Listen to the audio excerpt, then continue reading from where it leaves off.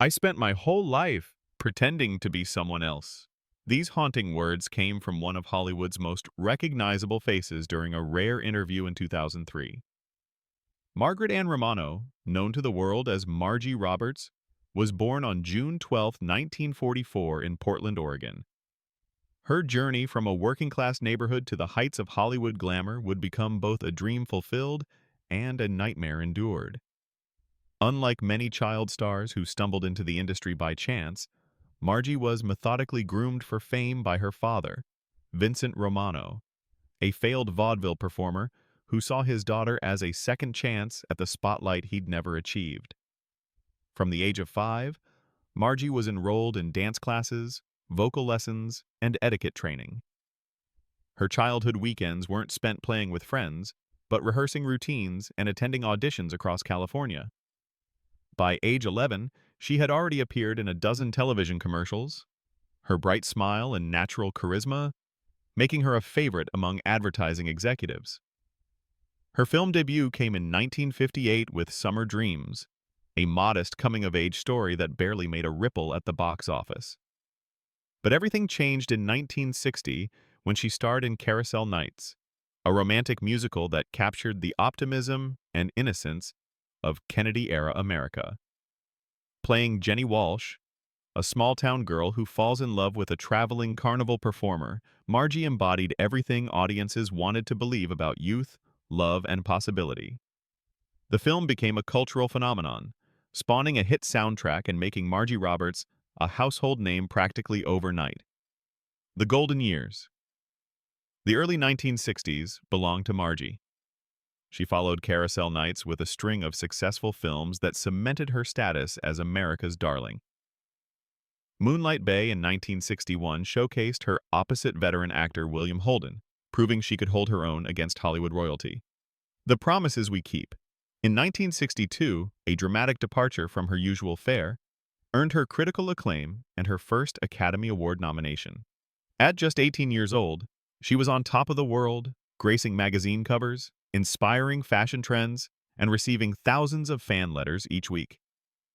But the image carefully constructed by studio publicists bore little resemblance to the reality behind the camera. Margie was under constant surveillance by her father, who had assumed the role of her manager and made himself indispensable to every aspect of her career. He negotiated her contracts, approved her scripts, selected her romantic co-stars for publicity purposes, and even dictated what she could eat.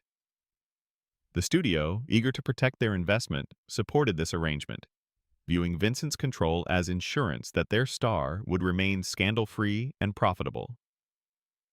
In 1963, Margie met jazz pianist and singer James Mitchell during a charity gala in Los Angeles. James, known professionally as Jimmy Midnight, was everything her father disapproved of: unpredictable, politically outspoken, and unimpressed by Hollywood glamour. Their connection was immediate and intense. For Margie, Jimmy represented freedom, authenticity, and a life beyond the suffocating constraints of her fame. Against her father's fierce opposition and warnings from studio executives, the couple married in a small ceremony in Las Vegas on March 15, 1964. Love and turbulence. The marriage between Margie Roberts and Jimmy Midnight captivated the public imagination. Here were two stars from different worlds, the wholesome film actress and the rebellious jazz musician, attempting to build a life together while the entire nation watched. For a brief moment, it seemed possible. Their daughter, Sarah Rose Mitchell, was born on November 3, 1964, bringing them joy and a shared purpose that momentarily bridged their differences. But the realities of their respective careers and incompatible lifestyles quickly created tension. Jimmy's late-night performances and frequent touring left Margie alone with a newborn, still expected to maintain her grueling film schedule. She later recalled feeling trapped between two impossible demands: being the perfect Hollywood starlet and being a present wife and mother. Meanwhile, Jimmy grew increasingly frustrated with the Hollywood machine that surrounded them, the constant photographers, the studio's demands on Margie's time, and her father's continued presence in their lives. Margie's films from this period, Summer's End in 1965 and The Wishing Star in 1966, performed moderately well, but critics began noting a certain sadness in her performances, a distance in her eyes that hadn't been there before. Privately, she was struggling. The pressure to maintain her weight for the camera had evolved into disordered eating patterns. She began drinking wine in the evenings to help her sleep, then during the day to calm her nerves. Her relationship with Jimmy deteriorated into arguments about his absences and her inability to break free from her father's control. They separated in late 1967 and divorced in early 1968. Jimmy later admitted in interviews that he had loved her deeply but felt powerless to compete with the machinery of Hollywood that had claimed her long before they met. The divorce devastated Margie, who saw it as yet another failure in a life that, despite its outward success, felt increasingly hollow. The decline and darkness. As the 1960s gave way to the 1970s, Hollywood was transforming. The studio system that had created stars like Margie was crumbling. Audiences wanted something grittier, more realistic, more complex than the innocent characters that had made her famous. Roles dried up. Her last significant film, November Rain, was released in 1971 to poor reviews and disappointing box office returns. At just 27, her career was essentially over. What followed were years of struggle largely hidden from public view. Margie's battles with alcohol intensified. She made half-hearted attempts at comeback projects, television guest spots, and a short-lived stage play, but her confidence had evaporated. The woman who had once commanded the screen with effortless charm now felt paralyzed by anxiety at the thought of performing. She withdrew to a small house in Santa Barbara, seeing few people outside of her daughter Sarah and a close circle of friends who tried desperately to help her. Her father, whose entire identity had been wrapped up in managing her success, struggled to accept her retirement. Their relationship, always complicated, became openly hostile. Margie later revealed that they didn't speak for the final 5 years of his life, a source of guilt that haunted her even as she acknowledged that the distance had been necessary for her survival. A moment of truth. In 2003, nearly 30 years after her last film, Margie Roberts agreed to a rare television interview. The journalist, expecting to discuss her glory days, instead encountered a woman determined to speak her truth. When asked about her Hollywood years, Margie's response was startling in its honesty. "I spent my whole life pretending to be someone else," she said, her voice steady but tinged with sorrow. "On screen, I was pretending to be the characters. Off-screen, I was pretending to be happy, pretending to be grateful, pretending to be the person everyone wanted me to be. I don't think I knew who I really was until I was almost 40. She spoke candidly about the cost of early fame. Children shouldn't be famous, she reflected. They need the freedom to make mistakes, to be awkward, to figure out who they are. I never had that.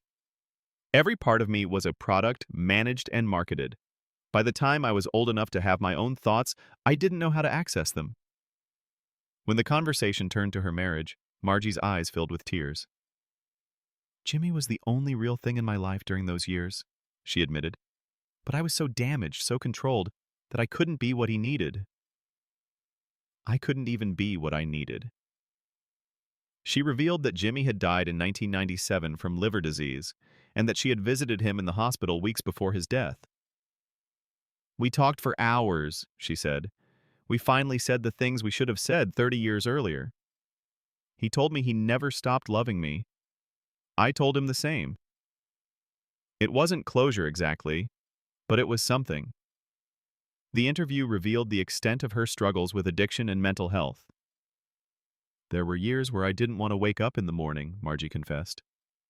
"The alcohol was the only thing that quieted the voices telling me I had failed, that I had wasted my life, that I was nothing without the fame."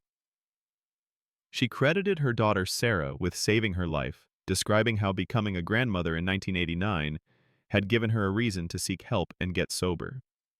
When asked if she had any regrets, Margie paused for a long moment. "I regret that I let other people write my story for so long," she said finally. But I don't regret the journey. It made me who I am, and now finally I know who that is. The final chapter. Margie Roberts lived quietly in Santa Barbara until her death from pneumonia on August 14th, 2007, at the age of 63. She was surrounded by her daughter and grandchildren. In her later years, she had found peace in painting, gardening, and mentoring young women in recovery from addiction. She never returned to acting, but she never seemed to miss it either. Her daughter Sarah later established the Margie Roberts Foundation, which provides support for former child actors struggling with the transition to adult life. In her will, Margie left behind journals spanning 5 decades, raw, honest accounts of her experiences that Sarah chose to publish in 2010 under the title Behind the Smile, The Real Story. Margie Roberts may be remembered by film historians as a symbol of 1960s innocence, but her true legacy is one of survival, honesty, and hard-won self-knowledge. She was more than America's darling. She was a woman who spent half her life lost in someone else's dream and the other half finding her way back to herself. And in the end, that journey mattered more than any role she ever played.